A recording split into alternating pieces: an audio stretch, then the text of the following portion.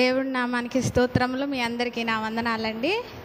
మరి ఈ రాత్రికాల సమయంలో అయితే నేను మీతో పంచుకోవాలనుకుంటున్న అంశం ఏంటంటే, నీ ప్రతి సమస్యకు సరిహద్దు ఉంది.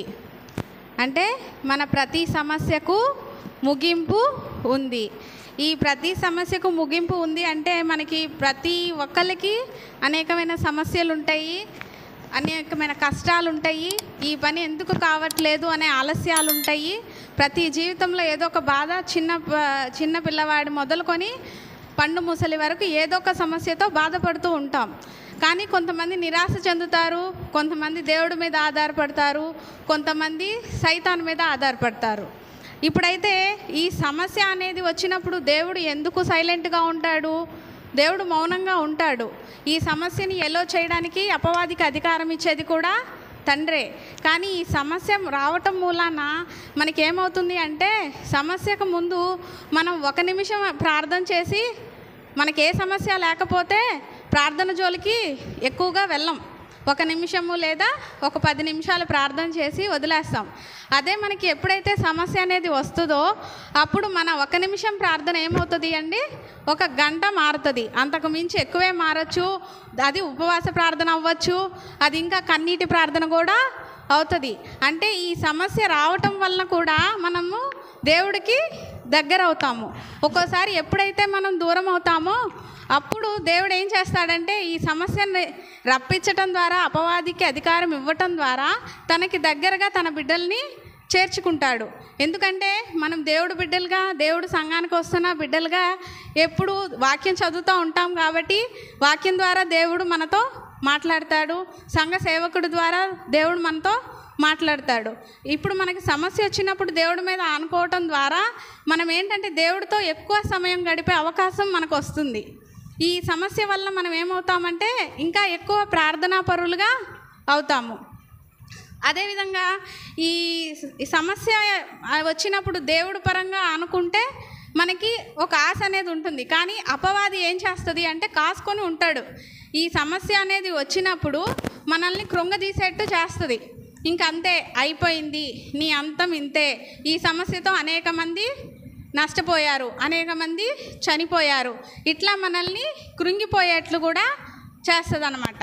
అదేవిధంగా ఇప్పుడు సరిహద్దు అంటే మన సమస్యకి సరిహద్దు ఉంటుంది అనే టాపిక్ మీద మాట్లాడుకుంటున్నాం. కాబట్టి ఈ సరిహద్దు అనే టాపిక్ మీద మనం చూసుకున్నట్లయితే మన దేవుడు ఎన్నిటికీ సరిహద్దులు పెట్టాడండి? ఈ సృష్టి పరంగా చూసుకుంటే ఆకాశానికి పెట్టాడు, భూమికి పెట్టాడు, ఇంకా వాతావరణానికి, కాలాలకి పెట్టాడు, నరుని ఆయుష్కు పెట్టాడు. వీటన్నిటికీ సరిహద్దులు పెట్టిన దేవుడు మన చిన్న సమస్యకు సరిహద్దు పెడతాడు. ఖచ్చితంగా పెట్టే ఉంటాడు. మన కంటికి కనిపించినవి మనం నమ్మము, కానీ ఈ సృష్టి అంతా మన కంటికి కనిపిస్తుంది కదా. ఈ భూమి కనిపిస్తుంది, భూమి రౌండ్గా ఉంది, శూన్యంలో వేలాడదీశాడు దేవుడు. సముద్రానికి సరిహద్దు పెట్టిన దేవుడు. మనకి ఎంత చిన్న సమస్య అది, దేవుడి దృష్టిలో అది చాలా చాలా సూక్ష్మమైన సమస్య. దానికి దేవుడు సరిహద్దు పెడతాడు. దాని గురించే ఇప్పుడు మనం మాట్లాడుకుందాం. ఒకసారి కీర్తనలు 74వ అధ్యాయము 17వ వచనము చదువుకుందామండి.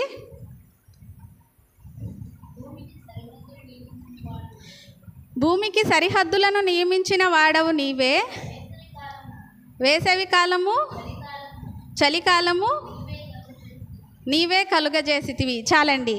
ప్రతి దానికి సరిహద్దు పెట్టిన యేసయ్య సమస్య సరిహద్దుకు పెట్టడా అంటే భూమికి సరిహద్దు పెట్టాడు. సీజన్స్ అంటే వేసవికాలం ఇంతవరకే ఉండాలి, చలికాలం ఇంతవరకే ఉండాలి, ఈ ప్రాంతంలో వేసవి ఇంతవరకు ఉండాలి అని చెప్పి ప్రతి మనుషుల్ని బట్టి, భూ ప్రాంతాలని బట్టి, అన్నిటిని బట్టి సరిహద్దు పెట్టాడే. ఇంత ఆలోచించి పెట్టాడు. ఎవరి కోసం పెట్టాడు? ఈ ప్రాంతంలో ఇంత వేడి, ఎండలు ఎక్కువ, అదే కంటిన్యూస్గా ఉంటే జనాలు బతకరని దేవుడికి తెలుసు. తన బిడ్డల్ని కాపాడుకోవడానికే పెట్టాడు. సముద్రపు అలలకు సరిహద్దు పెట్టకపోతే సునామీ వచ్చి అందరూ జలప్రలయంలో కొట్టుకుపోతారు. అదే మేఘాలకి సరిహద్దు పెట్టకపోతే కంటిన్యూస్గా వర్షాలు, వరదలు వచ్చేస్తాయి. ఇట్లా దేవుడు ఎందుకు సరిహద్దులు పెట్టాడు ఈ సృష్టికి? తన బిడ్డల్ని కాపాడుకోవడానికే సరిహద్దులు పెట్టిన దేవుడు మనకి అపవాది కలుగజేసిన సమస్యను మనము ఫినిష్ చేయడానికి సరిహద్దు ఎందుకు పెట్టడు? పెడతాడు. అదేవిధంగా ఇక్కడ చెప్తున్నాడు, భూమికి సరిహద్దులు నియమించిన వాడవు నీవే, వేసవి కాలము చలికాలము నీవే కలుగజేసితివి అని చెప్తున్నాడు. అంటే దేవుడికి ఇన్ని సరిహద్దులు పెట్టిన దేవుడు మన సమస్యకు కూడా సరిహద్దులు పెడతాడు. ఈ కీ పాయింట్ అనేది మనం తెలుసుకోకపోతే సాతాను అపవాది చేతిలోకి మనం వెళ్ళిపోతాం. ఏంటంటే ఇంకా వాడు ఏం చెప్తాడంటే ఈ సమస్యకి అంతం లేదు, ఈ సమస్యతోనే వాడు మనుషుల జ్ఞానం నమ్ముకునేట్టు చేస్తాడు. ఈ లోకపరమైన డాక్టర్ ఇలా చెప్పాడు అంటే ఇంక ఇదే ఫైనల్, ఇంకా డాక్టర్ వీళ్ళకి ఇన్ని రోజులే టైం ఉంది, ఇంకా చనిపోతారు అంటే ఇదే ఫైనల్ అని మనం ఇంకా మెంటల్గా ఫిక్స్ అయిపోతాం. సాతాను ఆ జ్ఞానం మనకి ఇస్తాడు. కానీ దేవుడి జ్ఞానం ఏముంటుంది అంటే ఇంకా దేవుడిని అడిగితే ఇంకా ఆయుష్ ఇచ్చే దేవుడు మన బైబిల్లో ఉంది, చనిపోయిన వారిని తిరిగి బ్రతికించే దేవుడు, ఇట్లా చాలా అద్భుతాలు చేసిన దేవుడు. మనం బైబిల్ మీద ఆనుకొని ఉంటే ఈ అద్భుతాలని మనం నమ్ముతామండి. అదేవిధంగా మనం ఒకటి గుర్తుపెట్టుకోవాలి, ఆకాశము నా సింహాసనము, భూమి నా పాదపీఠం అన్న దేవుడు మన సమస్యకు సరిహద్దు పెట్టడా? మనం పుట్టకముందే, నువ్వు పుట్టకముందే, నువ్వు రూపింపబడకముందే నేను నిన్ను ఎరిగి ఉన్నాను అన్న దేవుడికి మన సమస్య గురించి తెలియదా అండి? ప్రతిదీ దేవుడికి తెలుసు. కానీ దేవుడిలో లేకుండా సాతాన్ని అనుకున్న వారు ఏం చేస్తారంటే సమస్య రాగానే కృంగిపోతారు. ఆ సమస్య పోకపోతే ఏం చేస్తారండి, ఆత్మహత్యలు గట్రా చేసుకుంటారు. కొంతమంది డిప్రెషన్లోకి వెళ్ళిపోతారు. కొంతమంది శాడిజం టైపు ఎదుటి బాధ పెడతారు. నాకు ఈ సమస్య రావడానికి కారణం నువ్వే అన్నట్లు ఎదుటి వాళ్ళని బాధ పెడతారు. కొంతమంది వాళ్ళని వాళ్ళే బాధించుకుంటారు, తినడం ఆపేసి అసలు వాళ్ళు శుభ్రపరచుకోకుండా రోడ్ల మీద తిరుగుతా, అదొక టైపు. అట్లా చాలా రకాలుగా అదంతా దేని ఆనుకోబట్టి వస్తుందండి, అపవాదిని ఆనుకుంటే అవన్నీ వస్తాయి. ఆ అపవాది ఏమంటాడు అంటే ఇదే అంతము, ఈ సమస్య ద్వారా అనేక మంది చనిపోయారు, ఇప్పుడు నీకు అదే సమస్య వచ్చింది కాబట్టి నీకు అదే మార్గం అంటాడు. కానీ మనం ఎప్పుడైతే దేవుణ్ణి ఆనుకుంటామో ఆ సమస్య ద్వారా 100 మంది చనిపోయినను కానీ ఒక్కడి ద్వారా అద్భుతము నీ ద్వారా చేయొచ్చు కదా, నీ ద్వారా చేసి ఈ సంఘంలో సాక్షి బిడ్డగా నిలబెడతాడు. అందుకే మనం అపవాది వైపు చూడకుండా సమస్య వచ్చినను కూడా దేవుడి వైపు ఆనుకునే వాళ్ళలాగా ఉండాలి. అదేవిధంగా యోబు గ్రంథము 14వ అధ్యాయము 5వ వచనం ఒకసారి చదువుకుందామండి.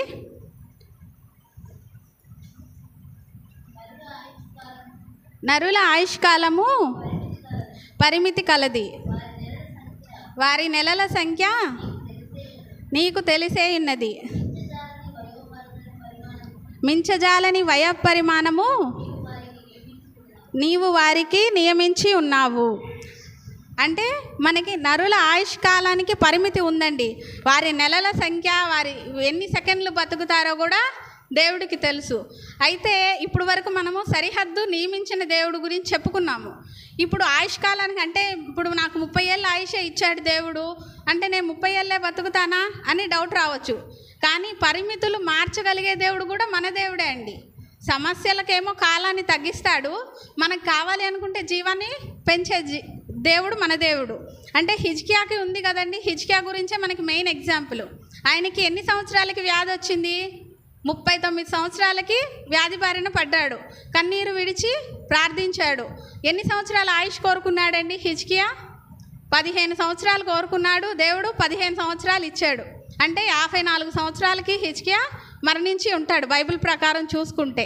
కానీ మనం ఇక్కడ చూస్తే హిజ్కియా 15 సంవత్సరాలు అడగకుండా నాకు అబ్రహాం ఆశీర్వాదం కావాలి తండ్రి, నాకు ఇంకా 100 ఏళ్ళ జీవితం కావాలి అంటే డెఫినెట్గా హిజ్కియా పొందుకునేవాడే.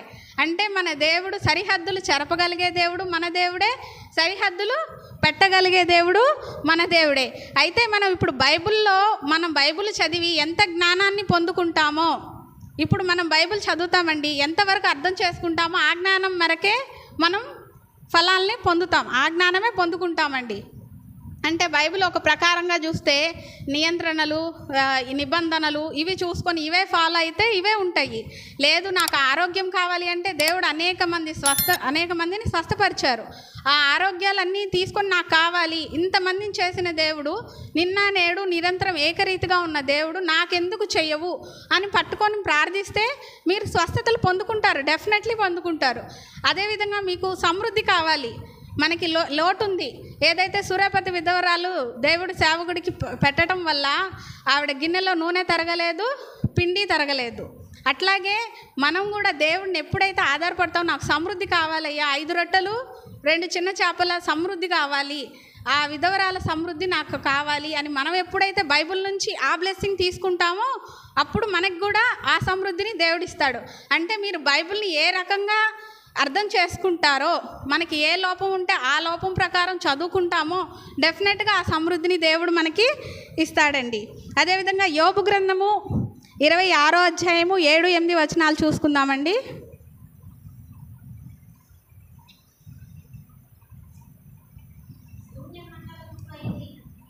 శూన్యమండలము పైని ఉత్తర దిక్కునున్న ఆకాశ విశాలమును ఆయన పరిచెను. శూన్యము పైన భూమిని వేలాడ చేసెను. వాటి క్రింద మేఘములు చిరిగిపోకుండా ఆయన తన మేఘములలో నీళ్లను బంధించాడంటండి. అంటే శూన్యమండలంలో ఏ దిక్కున భూమిని పెట్టాలి, ఏ దిక్కున ఆకాశ మండలాన్ని పరచాలి, ఇవన్నీ దేవుడు డిజైన్ చేసేసాడండి. అంటే దేవుడికి అన్నిటికీ సరిహద్దులు పెట్టేశాడు. ఆకాశ మండలానికి, శూన్యానికి, అన్నిటికీ మనం లెక్కింపలేని ప్రతి విషయానికి దేవుడు సరిహద్దులు పెట్టేశాడు. మేఘాలంట చిల్లులు పడకుండా వాటినంట నీళ్ళతో నింపాడంట దేవుడు. అంటే ఎంత ఇదిగా అద్భుతంగా సృష్టించిన దేవుడు, ఇన్ని సృష్టించిన దేవుడు సమస్య వస్తే మన సమస్యకు సరిహద్దు పెట్టడా? మన సమస్య కాదు, మన అనారోగ్యానికి సరిహద్దు పెట్టడా? మన బాధలకు సరిహద్దు పెట్టడా? మన ఆలస్యానికి సరిహద్దు పెట్టడా? ఇంత సృష్టించిన దేవుణ్ణి మనం ఆకాశం వైపు కనులెత్తి చూస్తే మన సమస్యకు పరిష్కారం డెఫినెట్గా తెలుస్తుందండి. అంటే ఇప్పుడు మన నాలుక నుంచి ఒక మాట రాకముందే మన ప్రార్థన అంతా దేవుడికి తెలుసు. మీరు కన్నీటి బొట్లు కార్చి ప్రార్థన చేయలేనప్పుడు ఆ కన్నీటి బొట్లు కూడా అది దేవుడికి ప్రార్థనే అవుతుందండి. ప్రతిదీ కూడా దేవుడికి తెలుసు. కానీ మీరు ఎప్పుడైతే ఇంత గొప్ప దేవుడు, ఇంత శూన్యాన్ని సృజించి భూమిని వేలాడదీసిన దేవుడు నాకున్నాడు అని చెప్పి మనం నమ్ముతామో అప్పుడే మనకి కార్యాలు అనేవి సఫలమవుతాయి. ఒకసారి ఇది కూడా చదువుకుందామండి. యోబు గ్రంథము 26వ అధ్యాయము 9-10 వచనాలు చదువుకుందాం. దాని మీద మేఘమును వ్యాపింపజేసి ఆయన తన సింహాసనపు కాంతిని మరుగుపరిచెను. వెలుగు చీకటుల సరిహద్దుల వరకు ఆయన జలములకు హద్దు నియమించెను. చాలండి. వెలుగు చీకట్ల సరిహద్దులు అంటే ఏంటండి? వెలుగు చీకట్లు ఎంతవరకు ఉంటాయి? ఈ భూమి కాలాలు అన్నీ కూడా వెలుగు చీకట్లు ఉన్నంత వరకే ఉంటాయి. ఈ వెలుగు చీకట్లు ఎంతవరకు ఉంటాయి అనేది మనం చూసుకుంటే దేవుడి రాజ్యం భూమి మీద వచ్చేంత వరకు ఉంటాయి. దేవుడి రాజ్యం భూమి మీద వస్తే చీకటికి ఆస్కారం ఉంటుందా అండి? ఉండదు. ఈ జలాలు, చీకటి ఇవన్నీ అంతరించిపోతాయి. దేవుడి రాజ్యంలో కేవలం ఏముంటుందండి? వెలుగు ఒక్కటే ఉంటుంది. దేవుడి రాజ్యంలో వెలుగు ఒక్కటే ఉంటుంది. చీకటి ఉండదు, సముద్రాలు ఉండవు, ఏమీ ఉండవు. అందుకే మనం ప్రార్థన చేసేటప్పుడు కూడా నీ చిత్తము పరలోకమందు నెరవేర్చున్నట్లు భూమి యందు నెరవేర్చుము అంటాము. అంటే ఆయన పరలోకంలో ఏముంటుందండి? ఎల్లప్పుడూ సంతోషము ఇవే ఉంటాయి. కాబట్టి ఇప్పుడు ఆయన రాజ్యం ఎప్పుడైతే వస్తుందో అప్పుడు దాకే ఈ వెలుగు చీకటుల సరిహద్దుల్ని కూడా దేవుడు ఏర్పరిచి ఉన్నాడు. అంటే వెలుగు చీకట్లకు కూడా దేవుడు సరిహద్దు అనేది ఏర్పరిచి ఉన్నాడండి. అంటే మనం అనేకులుగా సమస్యలు వచ్చినప్పుడు, అనేక రకమైన సమస్యలు, వ్యాధులు, బాధలు, ఇబ్బందులు వచ్చినప్పుడు మనం డీలా పడిపోకూడదు, సైతాన్ని ఆశ్రయించకూడదు, కృంగిపోకూడదు. ఇక్కడుండి చెప్పడం కష్టమే. కష్టాల్లో ఉన్నప్పుడు కృంగిపోకండి అని చెప్పడం కష్టమే. బాధ వచ్చినప్పుడు బాధపడటం కష్టమే. ఏడుస్తారు, తర్వాత కన్నీరు తుడుచుకోండి, బైబిల్ పట్టుకోండి, ప్రార్థించలేకపోతున్నామా వాక్యం వినండి. అంతేకాని అది ఇక చదవబుద్ధి కావట్లేదని దాన్ని మానేస్తే అండి దేవుడు మనకి మార్గాన్ని చూపించడు. అదేవిధంగా సామెతలు గ్రంథము 18-21 అధ్యాయము.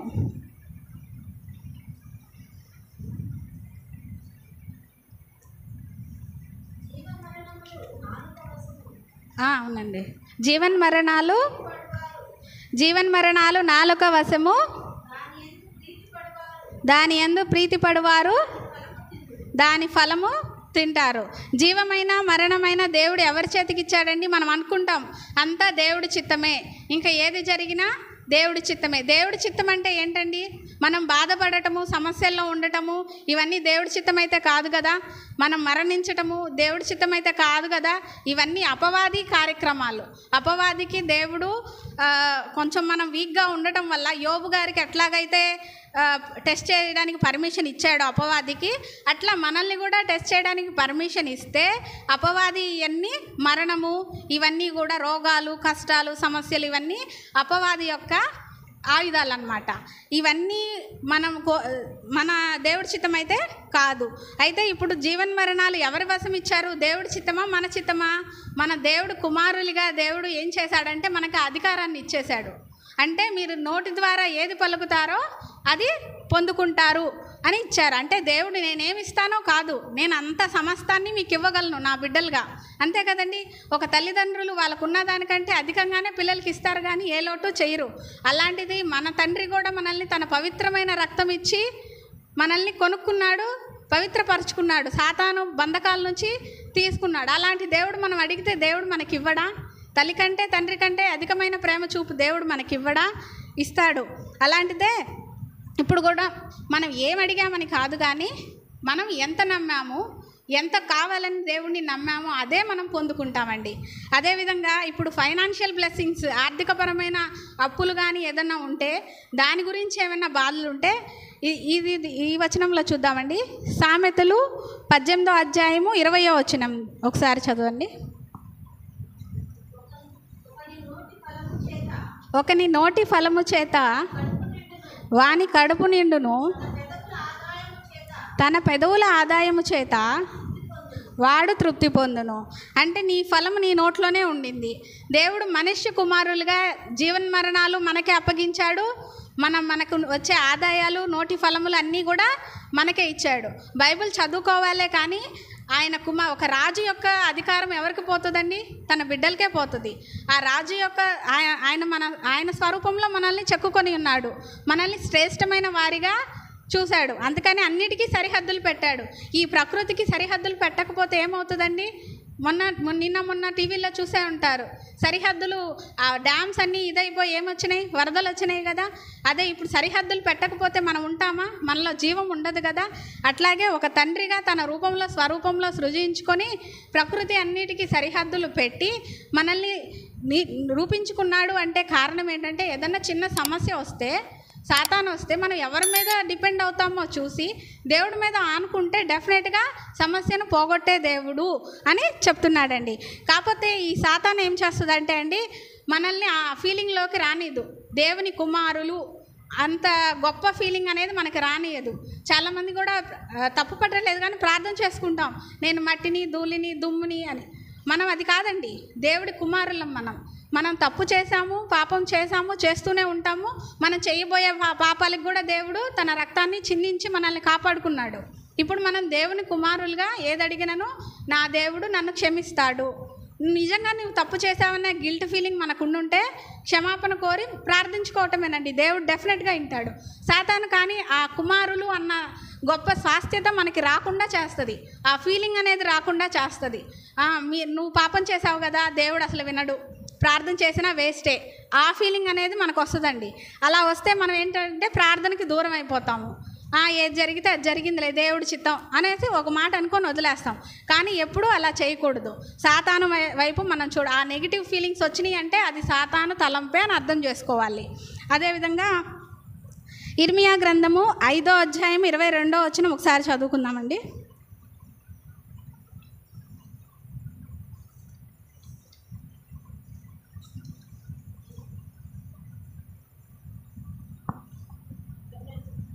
ఇర్మియా గ్రంథము 5వ అధ్యాయము 22వ వచనము. సముద్రము దాటలేకుండానట్లును దాని తరంగములు ఎంత పొర్లినను అవి ప్రబలలేకయు ఎంత ఘోషించినను దానిని దాటలేకయు ఉండునట్లును నిత్య నిర్ణయము చేత దానికి ఇసుకను సరిహద్దుగా నియమించిన నాకు మీరు భయపడరా? నా సన్నిధిని వణకరా? ఇదే యెహోవా వాక్కు. చూశారు కానీ దేవుడే చెప్పారు దేనికి, ఆ తరంగములకు సముద్ర ఘోషకు దేనికి ఇసుకని అడ్డుగా పెట్టారంట దేవుడు. ఇదే యెహోవా వాక్కు. అంటే ఇప్పుడు మనం చెప్పుకోవటం కాదు కానీ బైబిల్ ప్రకారం చూస్తే భూమికి సరిహద్దులను పెట్టాడు, వెలుగు చీకట్లకి సరిహద్దులు పెట్టాడు, వేసవికాలం చలికాలానికి సరిహద్దులు పెట్టాడు, ఇప్పుడు సముద్ర తరంగాలకి అన్నిటికీ సరిహద్దులు పెట్టాడు. ఇప్పుడు ఇవన్నిటినీ చూస్తే మనం ఏమి అర్థం చేసుకోవాలండి, మన సమస్యకు కూడా సరిహద్దులు పెట్టాడనే అర్థం చేసుకోవాలి. అంతేకాదు అపవాదికి ఇచ్చే అధికారానికి కూడా దేవుడు సరిహద్దులు పెట్టాడు. ఇందాక చెప్పుకున్నట్లుగానే వీళ్ళని ఇంత 2 years వరకు వీళ్ళ మీద నీకు అధికారం ఇస్తున్నా అంటే మనకు ఆ 2 years సమస్య పోదేమో. నువ్వు ఎప్పుడైతే దేవుడి మీద ఆనుకుంటావో ఆ సమస్య 1 yearలోనే 1 dayలోనే 1 minuteలోనే పోయిద్ది మన విశ్వాసం వల్ల. అంతే కదండి. దానికి కూడా అపవాదికి కూడా, ఎందుకంటే యోబు గారి మీద అన్నిటి మీద అధికారం ఇచ్చాడు కానీ ప్రాణం మీద ఇచ్చాడు అధికారం? ఇవ్వలేదు. ప్రాణం మీద మాత్రం అధికారం ఇవ్వలేదు. అంటే మన ప్రాణం మీద అపవాదికి అధికారం లేదు. కాబట్టి అదేం చేస్తుంది అంటే ఆ సమస్య ద్వారా మనం కృంగిపోయి మనంతటా సూసైడ్ చేసుకోవడం పెద్ద నేరం. మనంతటా మనమే తిండి తిప్పలు లేకుండా నాశనం అయిపోయేటట్టు అనారోగ్యాలు ఆలోచిస్తే అనారోగ్యాలు వస్తాయి. మనంతటా మనమే డిమాలిష్ అయిపోయేటట్టు అదే చేస్తుంది. సో అలాంటివి చేసుకోకుండా ఎప్పుడైతే జీవం మీద ఆధారపడతామో అప్పుడే మన సరిహద్దు, మన సమస్యకు సరిహద్దు అనేది బయటకు వస్తుందండి. అదేవిధంగా ఒకసారి ఇది కూడా చదువుకుందాము లాస్ట్గా. 1 కొరింథీయులకు 10వ అధ్యాయము 13వ వచనం చదువుకుందాం.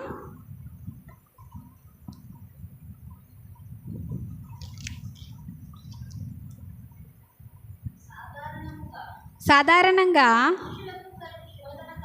మనుష్యులకు కలుగు శోధన తప్ప మరి ఏదియూ మీకు సంభవింపలేదు.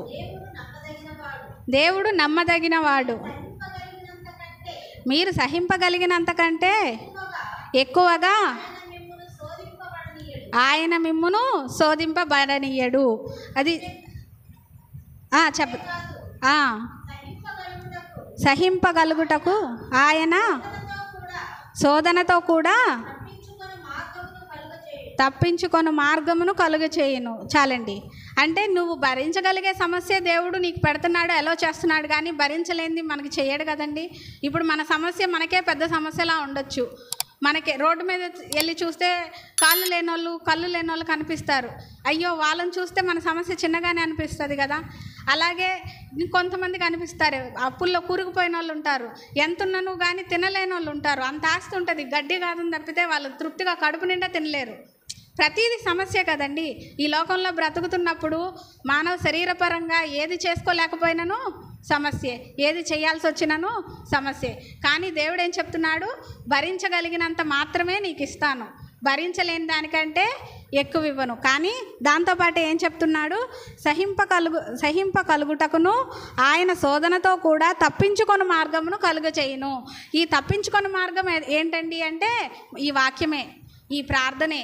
ఈ వాక్యము ప్రార్థన మీద మనం విశ్వాసంతో ఆధారపడితే అండి ఈ సరిహద్దులు మన సమస్యలకు, ఆలస్యానికి, మన రోగాలకు, ఏదైతే అప్పులు బాధలు ఏ బాధలు ఉన్నా కానీ వాటికి సరిహద్దులు అనేవి కాలపరిమితి తగ్గిపోతుంది. సంవత్సరం ఉండాల్సినవి 1 నిమిషంలో కూడా ఆగిపోతాయి అని చెప్తున్నారండి. అదేవిధంగా లాస్ట్గా ఇది ఒకటి చదువుకుందాము. యోబు గ్రంథము 36వ అధ్యాయము 27 నుంచి 31 వరకు చదువుకుందామండి.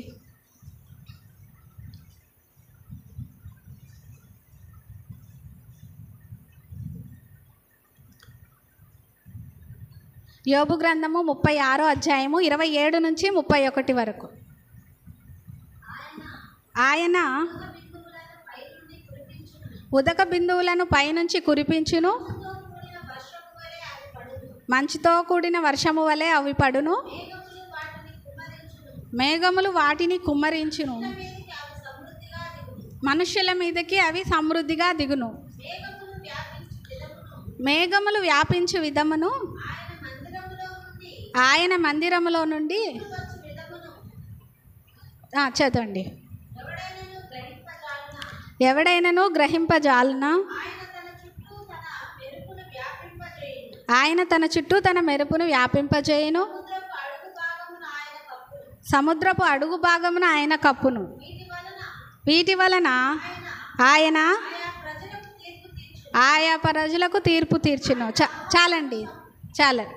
అంటే ఇది మనం చూసుకున్నట్లయితే అండి, ఇది సరిహద్దులు. ఇప్పటి వరకు మన సమస్యలకు సరిహద్దుల గురించి చదువుకున్నాము.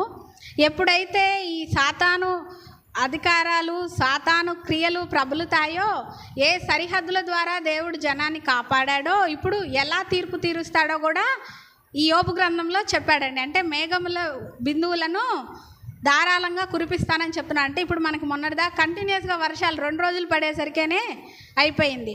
అట్లాగే ఈ కంటిన్యూస్గా వర్షాలు, జలప్రలయాలు ఇవన్నీ కూడా నోవాహు కాలంలో కూడా తెప్పించాడు కదండి. ఎప్పుడైతే పాపం పెరిగిపోతుందో, ఎప్పుడైతే మనలో ఇది హ్యుమానిటీ అనేది చచ్చిపోయి ఒకరినొకరు ద్వేషించుకుంటారో, ఇలాంటివి ఎక్కువ అయిపోయిన రోజు ఏం చేస్తాడంటే దేవుడు ఈ సరిహద్దు పెట్టినవే ఆ సరిహద్దులను చెరిపేసి వాటి ద్వారా మనకి తీర్పు అనేది తీరుస్తాను అని చెప్తున్నాడండి. అదేవిధంగా ఇప్పుడు వరకు మనం చదువుకున్న వాక్యాన్ని చూసుకుంటే, ఈ భూమికి సరిహద్దులు పెట్టిన దేవుడు, సముద్రానికి సరిహద్దులు పెట్టిన దేవుడు, నరుల ఆయుష్కి సరిహద్దులు పెట్టిన దేవుడు, వెలుగు చీకటులకి సరిహద్దులు పెట్టిన దేవుడు, కాల సమయాలకి సరిహద్దులు పెట్టిన దేవుడు, నా సమస్యకు సరిహద్దులు పెట్టడా అంటే ఖచ్చితంగా పెడతాడు. మనల్ని చీకటి నుంచి వెలుగులోనికి తీసుకెళ్లే దేవుడు, ఇప్పుడు దుఃఖం ముఖం ఉన్నా కానీ సాయంత్రానికి నవ్వు కలుగజేసే దేవుడు మన దేవుడు అండి. ఎప్పుడైతే ఆయన మీద ఆనుకుంటామో, మన ప్రతి విషయంలో సమస్యలకు, రోగాలకు, ప్రతి బాధలకు, బంధకాలకు సరిహద్దు అనేది దేవుడు కలుగజేస్తాడండి. ఈ చిన్న వాక్యాన్ని దేవుడు దీవించునుగాక. ఆమేన్.